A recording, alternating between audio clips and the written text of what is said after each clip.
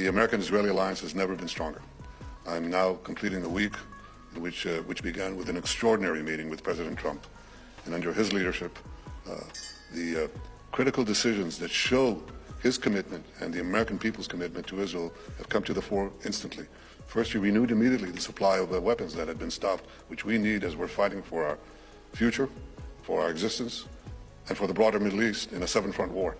He immediately released those weapons. He issued yesterday these sanctions on this scandalous and corrupt organization, the ICC, that threatens the right of all democracies to defend themselves by themselves. And he's done so many things in the interim, just in 2 weeks.